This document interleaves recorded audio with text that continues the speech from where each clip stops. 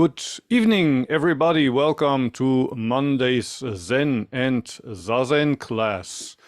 Today, I want to start a bi-weekly series where I talk about Dogen Zenji's Fukan Zazengi piece by piece. Probably I won't be finished in 1 week. So next week, I'm going to return to Sawaki's quotes, but then every second week, I want to talk a little about Dogen Zenji's Fukan Zazengi. It might be convenient that originally it's written in classical Chinese. So those of you who can read classical Chinese might be easier to understand than Sawaki Roshi's quotes, for example. But before I start to talk about the Fukan Zazengi, what kind of text that is, let's sit together for 30 minutes first. 我们从这周开始，隔一周老师就讲那个普劝坐禅仪啊，然后隔周讲那个老师可能逐句分析，从我们前面还是30分钟坐禅，然后坐禅结束之后，我们学那个从这周开始学坐禅仪啊，前面先坐禅，30分钟。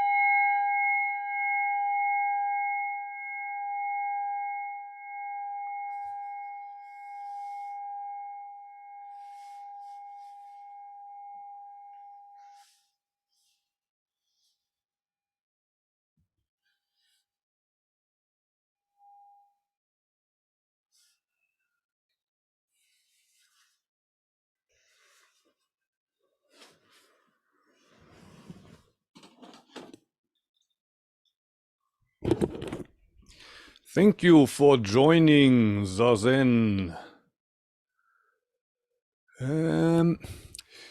I want to share the screen this time.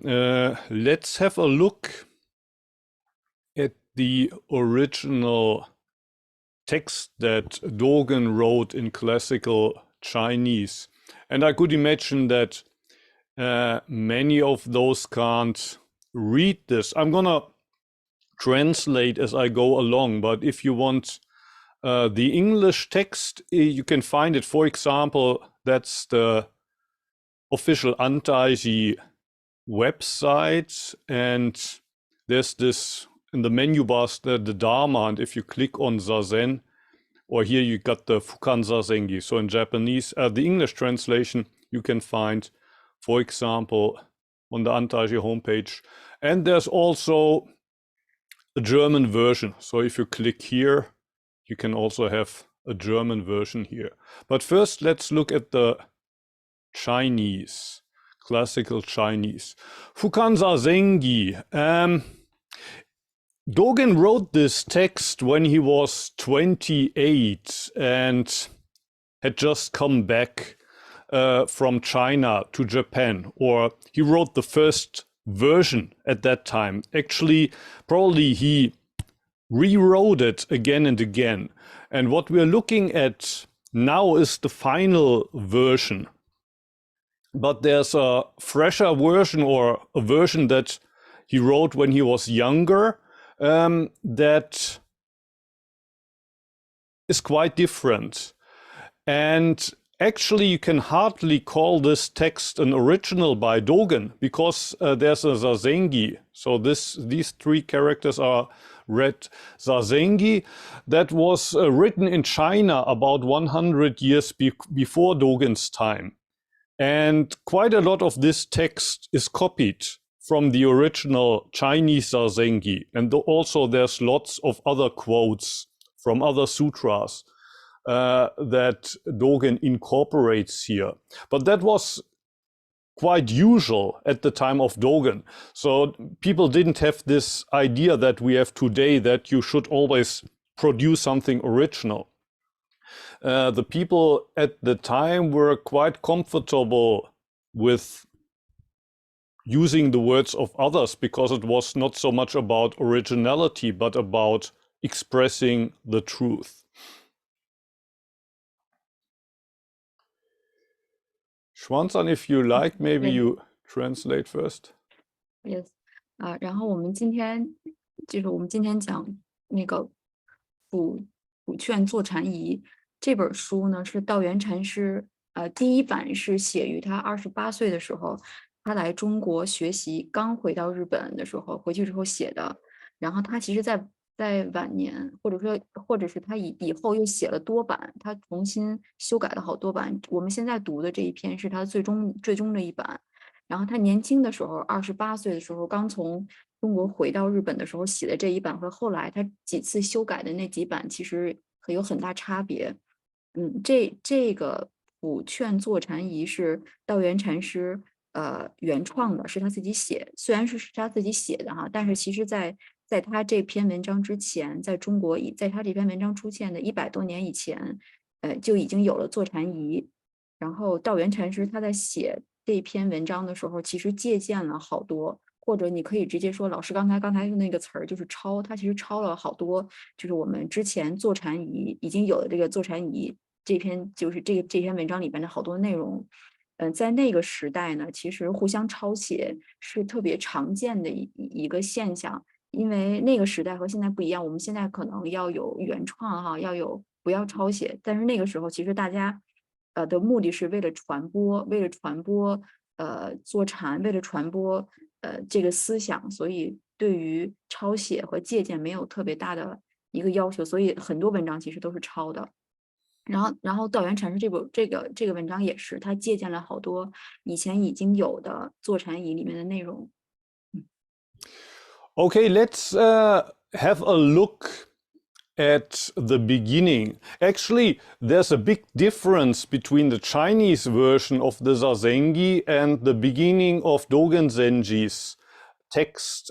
I don't have the older Chinese version here, but in English, the Chinese version starts with, when you want to do Zazen, if you have the aspiration to do Zazen, you shouldn't do it with the intention to save yourself only. If you practice Zazen, you should do it to help all living beings. And that's an idea. It's basically the idea of the Bodhisattva. I want to save all.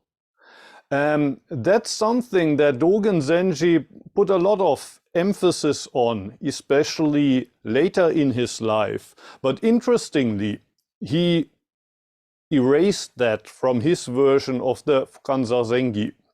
He starts it in a different way. These first two characters are a little bit, well, mysterious. They seem to have not a lot of meaning. In Japanese, usually you read them Tazunulu ni sole, but that doesn't really mean much. So maybe it's a little bit like when you write a letter and you write to whom it concerns, something like that. So basically this doesn't mean so much, but then here it starts. The first character, Do, in Chinese would be Dao, so the way or the truth. The way. And the second character here, or it's the fourth if you count these two, but here the second when the actual content starts. This means originally. So the way originally. And these two here mean to permeate everything, basically. So basically it means wherever you stand, that's where the way is. Originally, truth is everywhere. There's no place where you cannot find truth. If you know the chapter Genjokuan from Dogen, then you might be reminded of the last part of this chapter where Dogen Zenji speaks about the air and the wind. So basically what is said here about the way is what he says in the end of the Genjokuan chapter about air.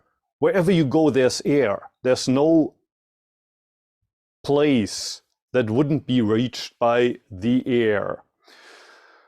Wherever you stand, that's where the way is. And these two characters are kind of a question, but then how or why? Why would you try to practice and affirm the way? So the truth is already there. Why would anybody try to practice and try to grasp the truth? There's no need to grasp the truth. It's already there. Or to use the word enlightened. We are all enlightened already. Why would anybody try to practice and become enlightened? So that's the first. There's kind of 4 koans here in the beginning, and that would be the first koan, so to speak. The truth is already there. Why do you try to practice and grasp the truth?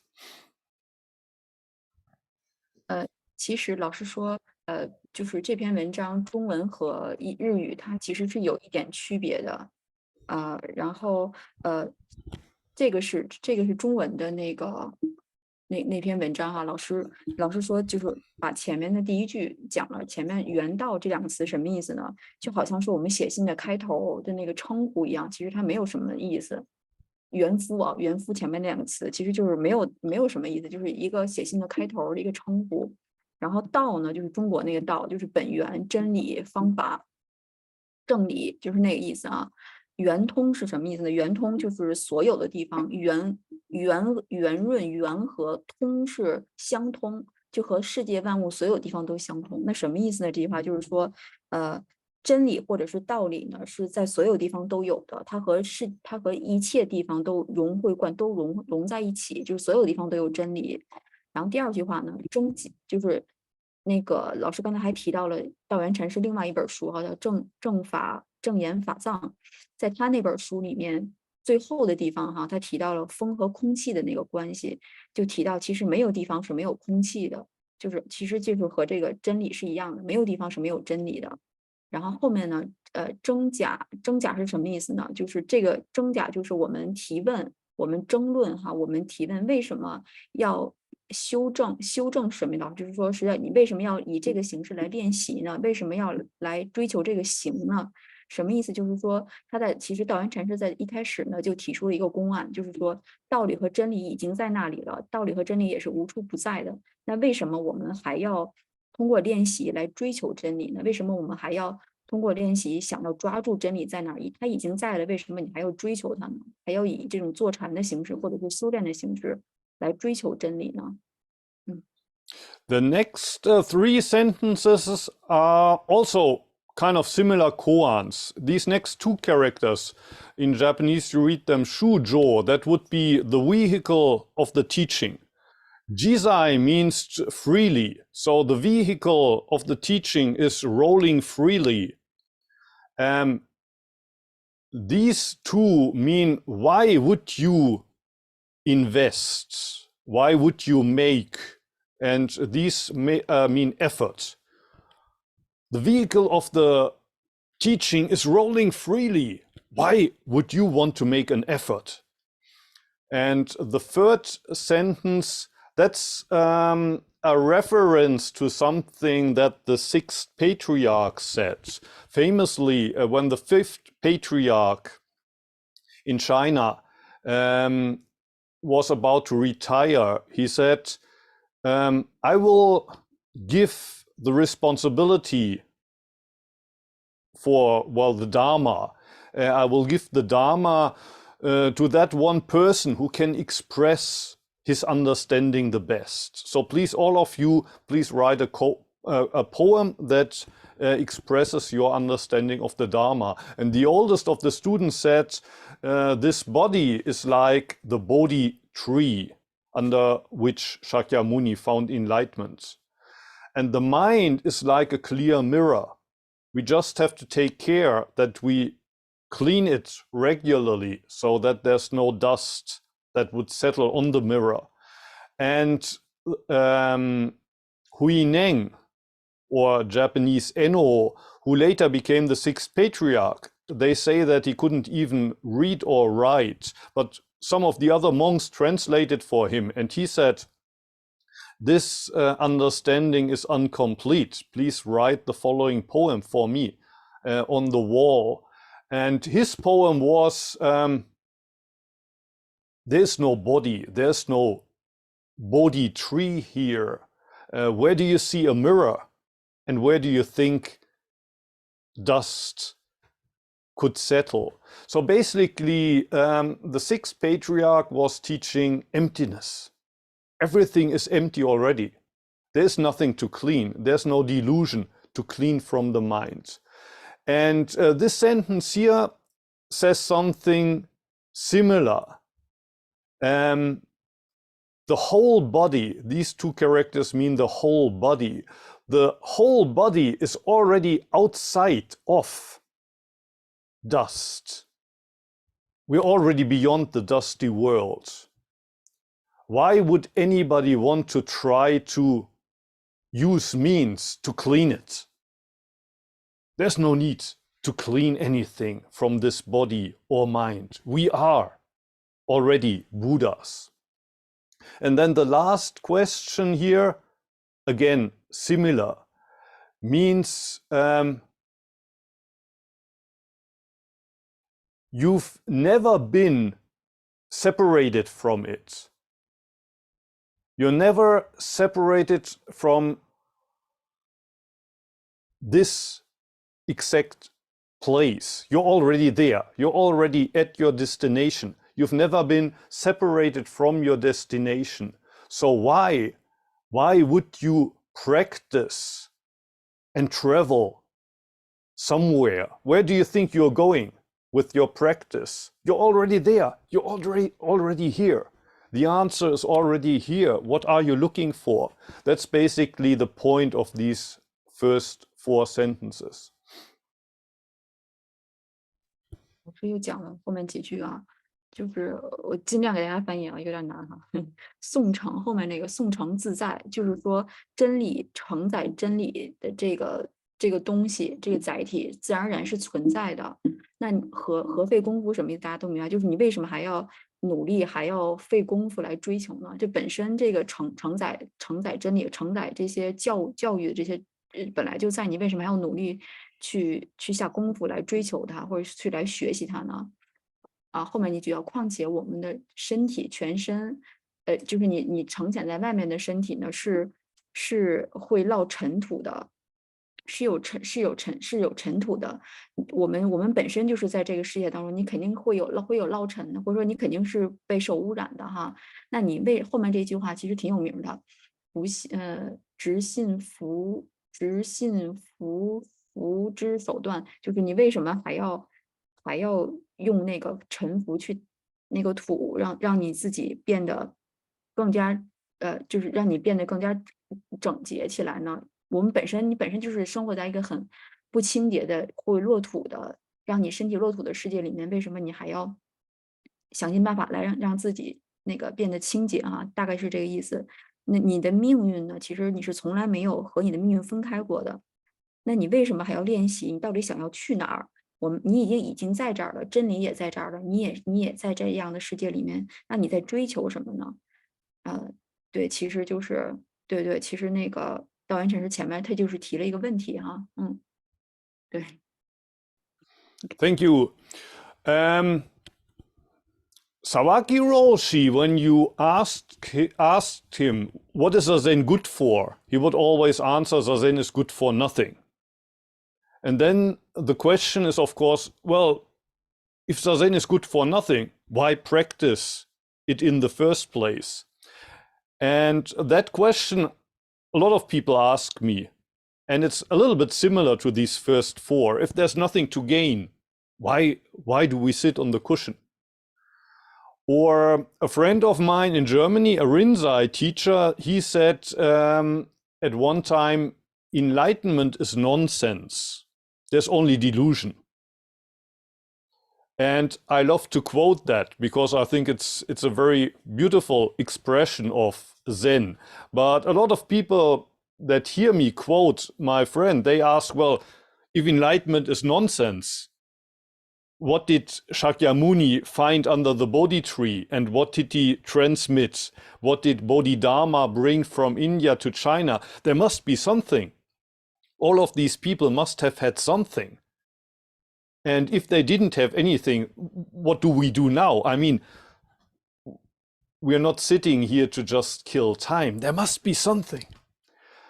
And also, I think what is expressed in these first four questions is the question that the young Dogen had when he was still in Japan, before he went to China. He was taught by his teachers in Japan that we're already enlightened. We are all Buddhas. So enlightenment is not nonsense, but you are already enlightened. There's no need to go to China. There's no need to do anything. And Dogen Zenji, of course, asked himself, well, if that's the case, why do we shave our heads? Why do we dress in these Buddhist robes? Why do we read the sutras? If we are all enlightened, I don't see the point of what we're doing here. And today, as it's already close to 9, I cannot give you the answer, or I cannot explain the answer that Dogen Zenji later gives in this text. But in 2 weeks, we can go further with the text. And tonight, if you have questions or anything you would like to share, please do so. But please, Xuan-san, before that, translate. 然后老师后面说，其实就是我们之前读那本书里面，泽木老师他之前经常说，坐禅其实是不为什么也不为，然后坐禅你也得不到什么，也不是为了什么，那为什么我们还要练习呢？其实总是有人就是问那个就是吴芳老师相似的问题，那我们为什么要花时间来坐下来什么都不做来坐禅呢？我们做到底是为了什么呢？其实这两个问题相似哈，如果说禅定，或者如果说我们就追求 samadhi，或者是我们说日语叫什么什么那个入定哈，佛教里面叫入定，就如果入定或者说禅定，我们追求最后这个它是没有意义的，它只有幻想的话，那就是我们佛祖哈释迦牟尼他当时在那个菩提树下面开悟了。那他开悟的是什么呢？那肯定是有什么的，所以我们才这么追求的，不可能什么都没有哈。我们做下来也并不是为了打发时间，那肯定是有什么，所以才这样做。那到底是我们胃里好像说是没有，可是又有什么的一个东西，就是那我们好像是在追求一个东西，可是这好像又没有。这个就是我们那个坐禅仪后面的内容可能要给大家解答，因为今天时间有限哈，然后我们只讲前面这几句，然后大家有问题的话可以提。So, any questions or anything that you would like to share?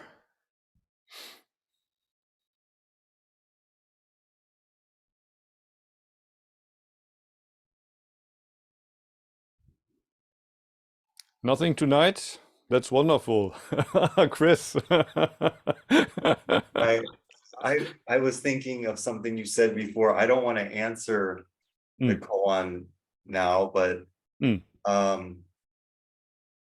something you said to me before we were talking about this subject, and you said something like, if someone goes to school to become a chef, and then they study, and then finally they graduate, and then they're a chef, and then it would be like saying, if you do zazen to become a Buddha, that would be like the chef going to school, he becomes a chef, and then he doesn't cook anymore. Yeah. It's like, because he's a chef, he cooks. So that makes a lot of sense to me. And then some example just came into my head from Christianity, and I just wanted to share.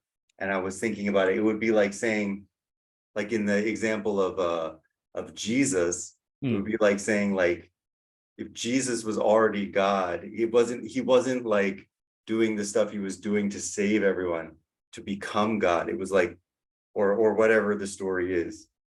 He was doing the things he was doing because that's who he was. That kind of came into my mind. Yeah. Too. Yeah. But I thought your example of the chef was very helpful to understand the paradox there. Yeah, you formulated it well. I think that's basically Dogen Zenji's answer. And it reminded me of long ago when I had a martial arts teacher who was a Zen monk, and I think I asked him, he would tell me there's no good and there's no bad. Everything's good, he would say, but I don't know if that's consistent with what you're saying. But I would say, well, then if everything's good, then why can't I just go out and do like stupid things and do whatever I want? And I think that's the same question as the paradox. And I think he said something like, well, you could say, you know, that's just not my style, that's not my thing. And I think that's kind of, I think he was saying the same thing, like,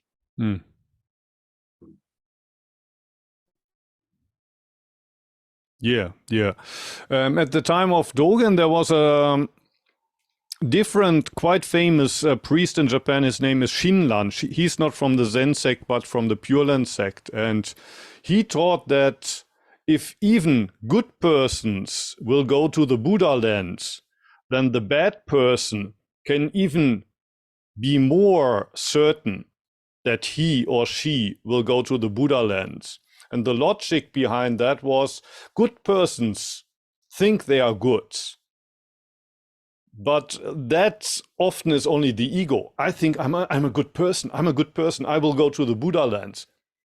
But actually, that's the problem. The bad person isn't so sure of himself. The bad person knows, I'm not a good person. Actually, that's pretty close also to Christian logic. I think there's the story of two people praying in the temple in Jerusalem, and one person says, "Thank you, God, that you created me this way and not like this poor sinner there standing at the back of the temple." And the poor sinner prays, "God, please forgive me. I have really nothing. I have no donations to make. I have no good deeds I can be proud of. Please forgive me."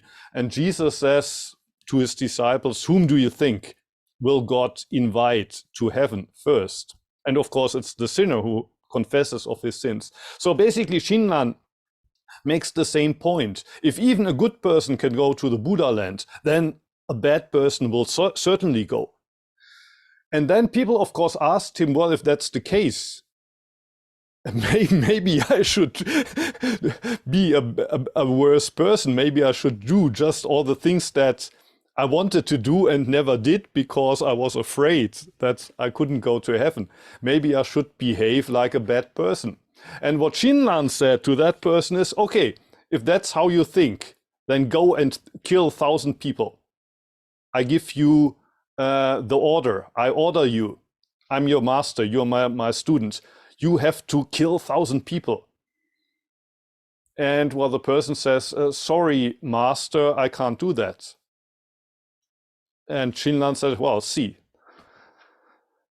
that's how it works. There's just certain things. It's not about logic. It's not about telling you, well, if that's the case, then I could kill a person. You can't. There's something in you that doesn't allow you to do that. Well, unfortunately, sometimes it's the other way around. We think we are good persons and we end up killing people. The same can also be happening. But it's not about, well, it's not so much about ethics. Even if we know we are not allowed to kill a person, we might end up killing a person. Or we might, the other way around, think that even a killer, even a murderer will go to heaven, but still, that doesn't allow us to kill a person. Just last comment is, it sounds like the Zen or this type of Buddhism is kind of believes that the most natural state of what we are is good, and then maybe it would suggest that, like, if we do reach our most natural state, and we would naturally want to just kind of sit and do nothing. Maybe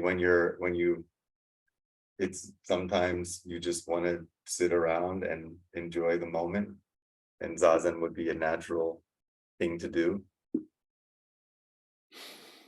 Yeah, well, in fact, it's what in Chinese you call wu wei. In Japanese you say mui jinen, to not do, just be natural. And that plays a big role in Zen, and also for Xinlan.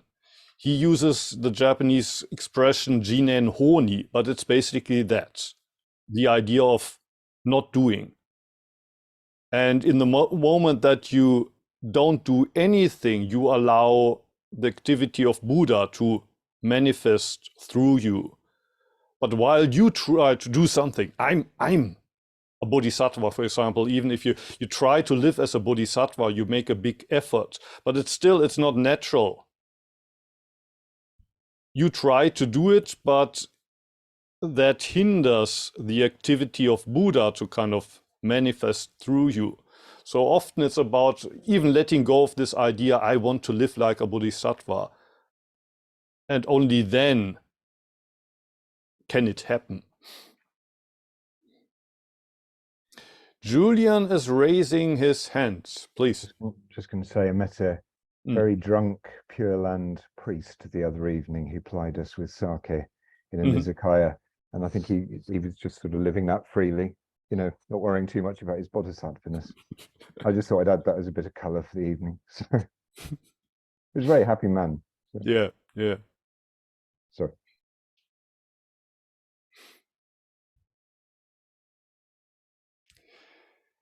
Anything else that you would like to ask or share?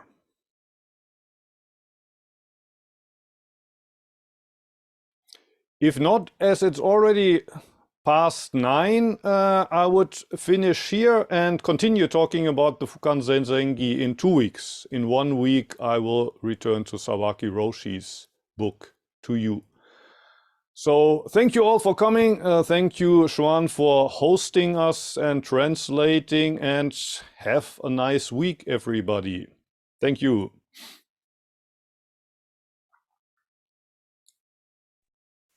See you. Good